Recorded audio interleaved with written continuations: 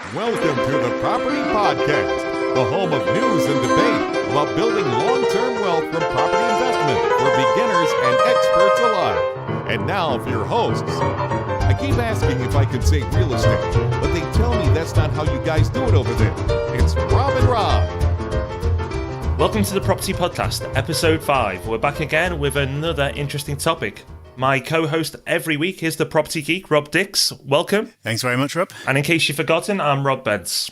Okay, guys, we're ready for another week. We've got some great stuff coming up. Rob, do you want to run through what we've got? Yeah, session number 5 already. And to kick this one off, we're going to get into a great news article that we spotted over the weekend. We're going to share some actionable tips around how to choose a letting agent. And then to wrap it up, we're going to share another of our super sneaky resources that you probably haven't heard of. Now, before we get going, I'd like a round of applause to our podcast supporters, because we've had phenomenal support. So last week we went on quite a bit, giving the love out to our listeners, because you do deserve it, because the podcast is going from strength to strength.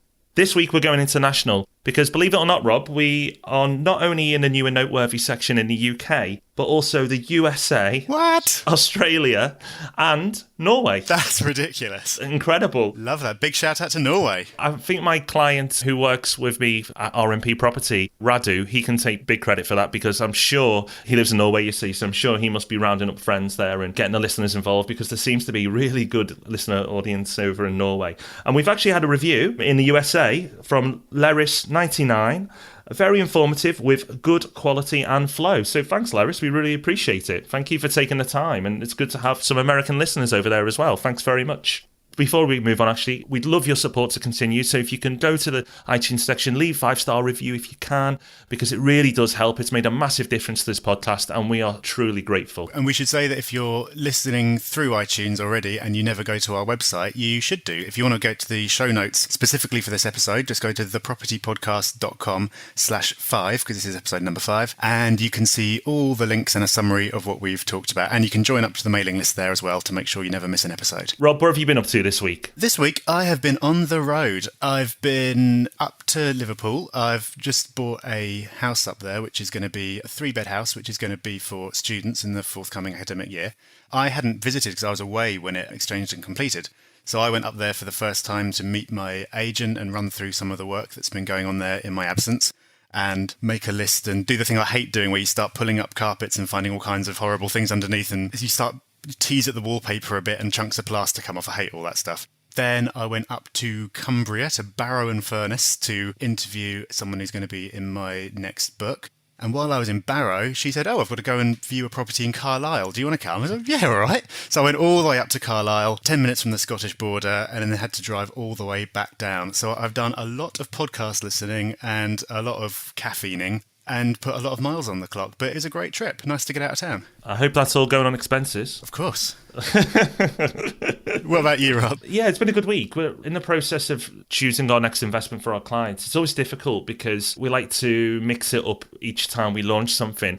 It's also difficult making sure it's the right investment as well. So there's two-pronged. What we do is we have a list that's available to us. Well, not a list per se, but we have our own list that we've shortlisted, and then we'll narrow it down further, and then we have to choose what to launch next. And it's a big decision because a lot of work goes into each and every launch. So that's what we've been doing there. And also speaking with another company about a joint venture project in Singapore. So as I've mentioned before, a lot of our clients last year came from overseas. But we didn't do that much business in Singapore, even though we had a lot of inquiries. So what we felt is we probably need somebody on the ground there to help us out. The initial talks went very well. There's no contracts signed yet, but very productive meeting, and fingers crossed something will come of that. So yeah, good week. That's great. That means you can go and get your hard hat on in Singapore as well.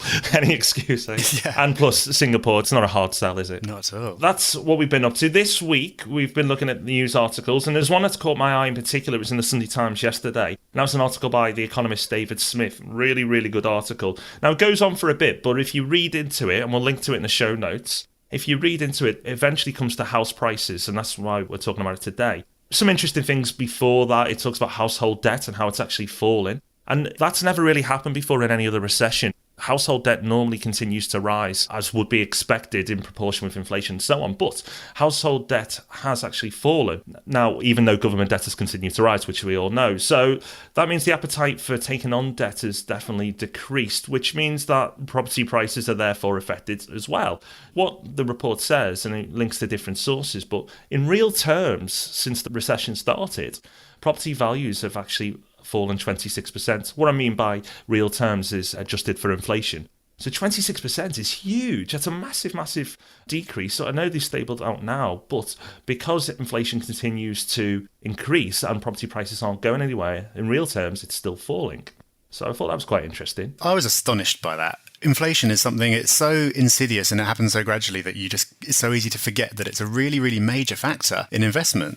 The fact that property prices have sat there and inflation's galloped away, that it's fallen over a quarter in real terms. That is massive. I had no idea till I read that. Inflation is one of the least discussed aspects of property investments, but it's one of the first things I talk to my clients about, because if you understand inflation, how it makes you poorer, but also can make you richer, it really will change your mindset when you invest in property. And it's probably one we should cover, and we'll try to make it as exciting as possible because it is a little dry at times, but it's so important to understand. So I'm sure that's one we'll talk about in future episodes.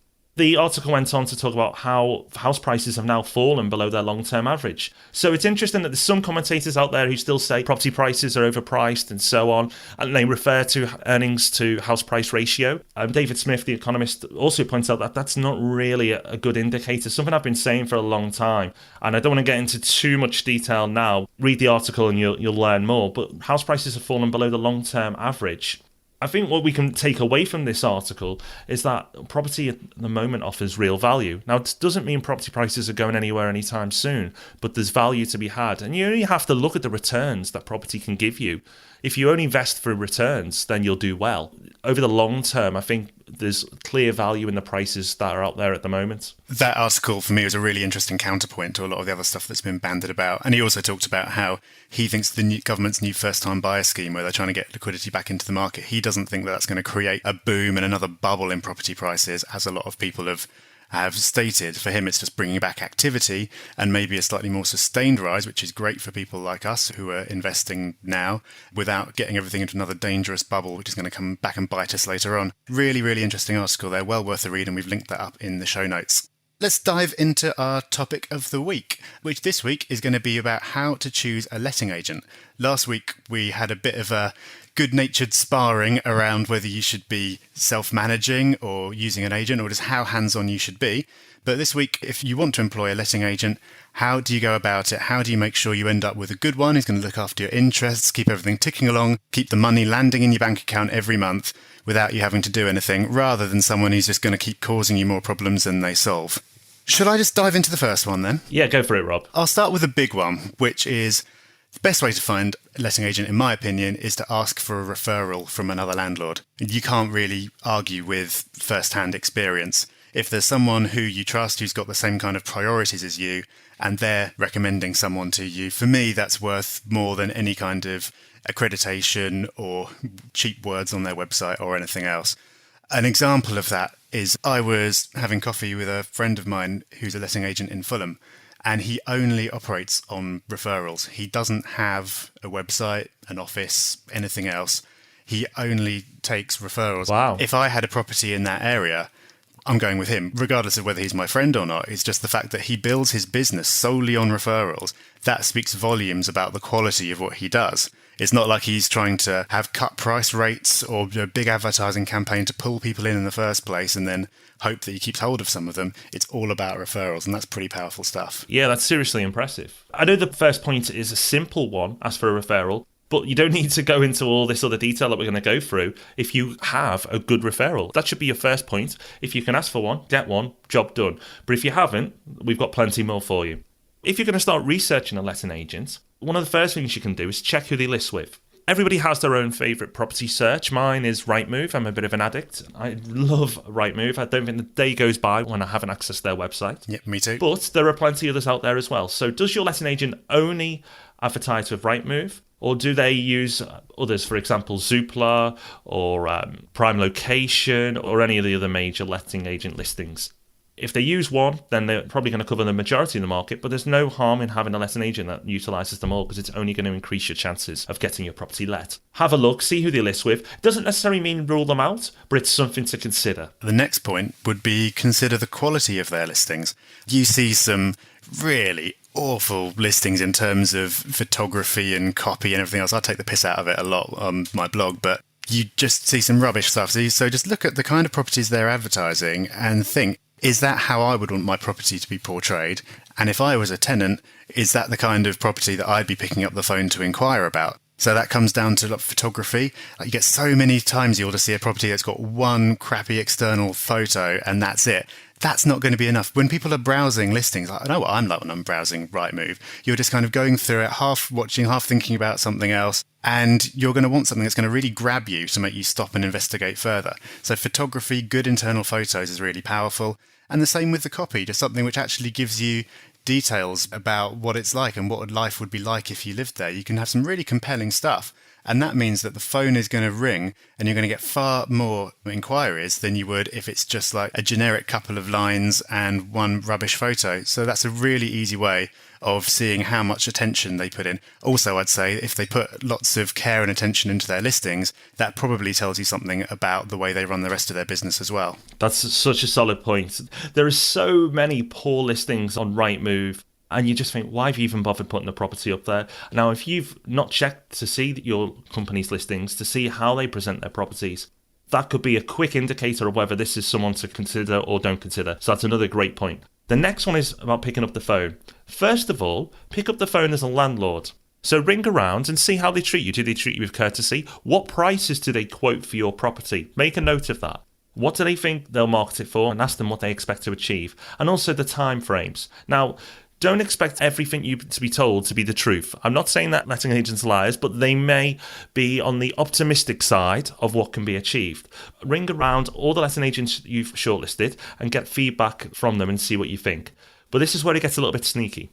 The following day, mystery shop them as a prospective tenant for a property that would be in the price range that you'd be marketing it for.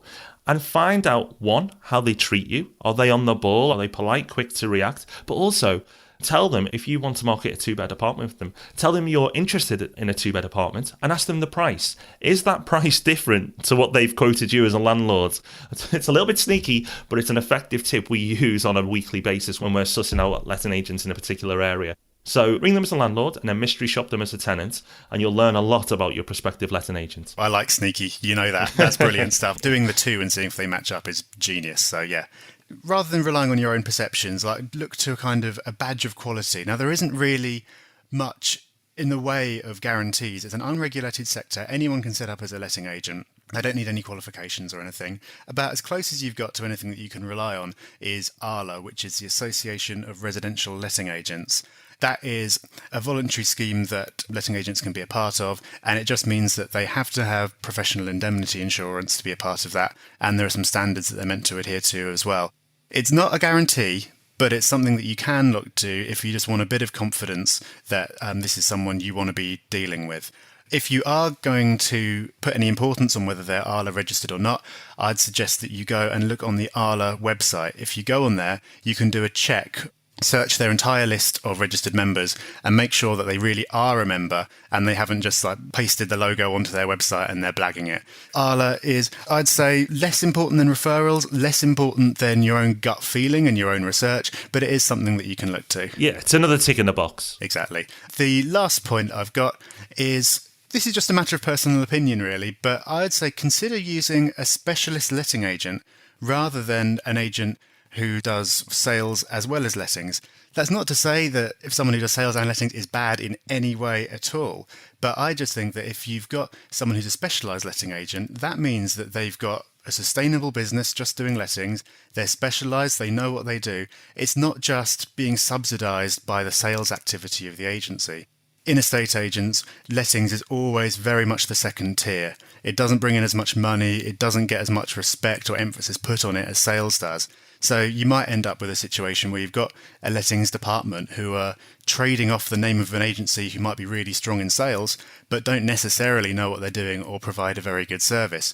If you're dealing with a specialist, It means if they've been in business a few years and they get good things said about them, then they must know what they're doing when it comes to lettings. So that's just another point to look at. That's a really good point, Rob, because you know the chances are they're going to be an expert in their field. If you do everything, then the chances are you might be an expert at everything, but it's less likely because you're going to be watered down in one section. Whereas if you focus on one particular thing and do it well, then it gives me a lot more confidence. It's like you see a lot of property companies, they sell every single country under the sun. They follow the commissions. Now, are they experts in those countries, or are they experts at selling? RMP Property only do UK.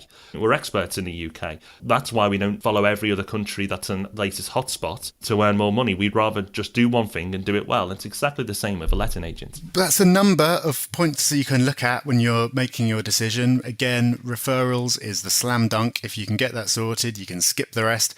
But if you can put a tick in the box next to all those things we've talked about, then there's a good chance that you've picked a winner, and it's someone who's going to leave your property in good hands, and you're just going to be smiling when you see the money jump into your bank account every month and you haven't had any input at all. Conversely, though, we've picked a couple of things that you should not consider when choosing an agent. Okay, so the first one I'm going to put in here is the top line fee, what they charge. You should consider what they charge, but it should not be the first question you ask. Because if the first question you ask is, what are your fees, before any of the others, then for me, it shows me you've not done your research.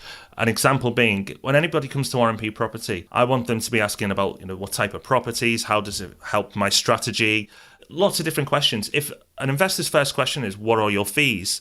Then I'm always a little bit worried because I feel that they're the type of person that doesn't do their research. So don't go in with, what are your costs? That should be a discussion, but later down the line. And the good news is, with most letting agents I've dealt with, they often are flexible on the price, especially if you're going to give them further business in the future as well. Now, it's not to say they all will. The discussion can be had, but just make sure it's not your first inquiry that you make. Go through the list that we've talked about and then come to the money. Yeah, exactly. And when you do get to the money, get a list of all charges, both for you and the tenant, really, because agents do like to whack on fees for bizarre things and do a bit of photocopying and charge you 50 quid for it.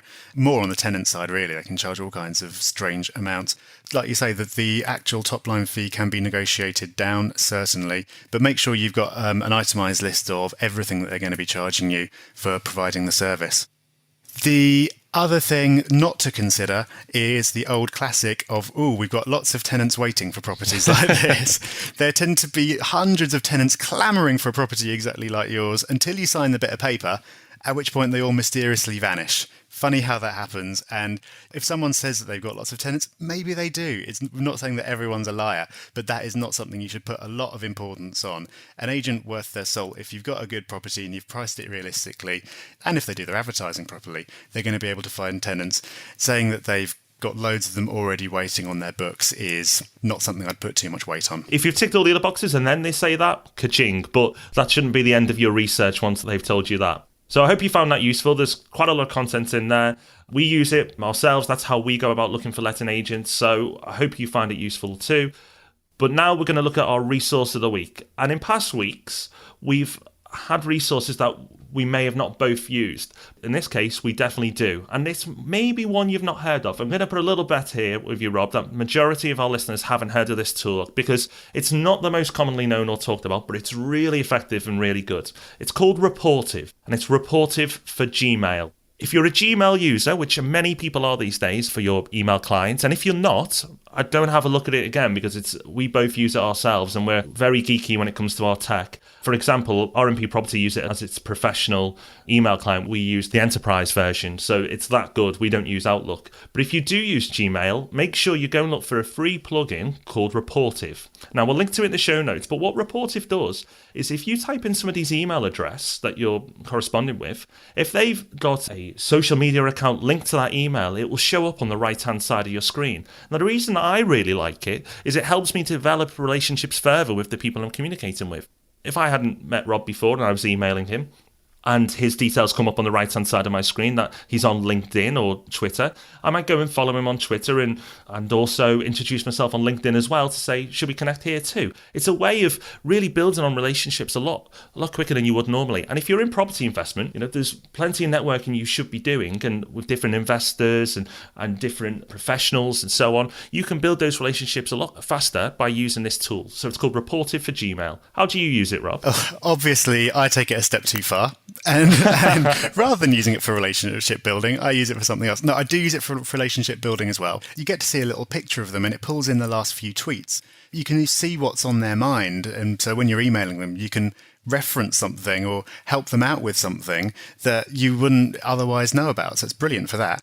However, you can also use it MI5 style to suss people out. If there's someone who you want to get in touch with, but you don't have their email address, if you put lots of different email addresses into Reportive, 9 times out of 10, if it's a valid email address that someone's actually using, then Reportive will populate the sidebar with all their information. So that means you can try out lots of different combinations until you figure out what someone's real email address is. Say I wanted to get in touch with Sarah Beanie, which is the kind of thing I'd want to do. So I might try Sarah Beanie at propertyladder.com, say, and then Reportive doesn't come up with anything. So then I try sarah.beanie at propertyladder.com. Nothing comes up. So I try, okay, S Beanie. And then I hit the right one and it pulls up all the details down the side. So if you know the company that someone works for, but you don't know their actual email address, you can just try out all the typical formats until you hit the winner. But don't do that. Do what Rob said and use it to connect with people. Wow, Rob, I'm impressed and scared at the same time. I shouldn't share this stuff. I really shouldn't. This might be our last podcast. No, it's a good tip. I've never thought to use it that way, though. Trust you to find an additional use. But no, it's very geeky. I like it. It's very good. But don't be scared to email us and get involved with the show, because we won't do all these horrible things and stalk you. Well, I won't anyway. Yeah, it's true. Email Rob. Okay, I think we better finish there. I think this is going in the wrong direction, and we've got quite enough good stuff before we get into the evil stuff. So let's wrap the show there and just say thank you for listening, and do get more involved. Like, if you go over to thepropertypodcast.com, we've got a mailing list. You can sign up. We'll send you an email every week when a new episode goes up to make sure you don't miss anything. That list is growing fast, so make sure you get on there and keep in touch with what's going on. And there's also a video that we've added to the site that shows you how to subscribe on iTunes and how to leave a review on iTunes, because the iTunes interface is a bit of a weird one if you're not used to it. And so we've got a video that walks you through the whole process. So you can use that to get us on your iPod and synchronize it all automatically. And next week, you won't want to be missing this one. We're going to be talking about how to find a property investing hotspot. So we're going to be getting into lots more detail about how to identify a winning area for your property investing portfolio. That'll be really good. I'm looking forward to next week. Again, there's going to be some real actionable stuff you can take away from the podcast. We look forward to talking to you again next week. I'm loving this, Rob. I think it's the support we're getting for the podcast is really making this an enjoyable process. Absolutely. It's great to get the feedback. And if there's anything you want us to cover that we haven't, or anything you think we should be improving on, let us know. Well, that's us for another week. Thank you so much for listening. We really do appreciate it. Rob, thanks as well. I look forward to catching up with you next week. Yep. See you next week, Rob. Cheers, Rob. Bye. Bye-bye. Thank you for listening to the Property Podcast. Don't forget to check out the show notes and join the mailing list at thepropertypodcast.com.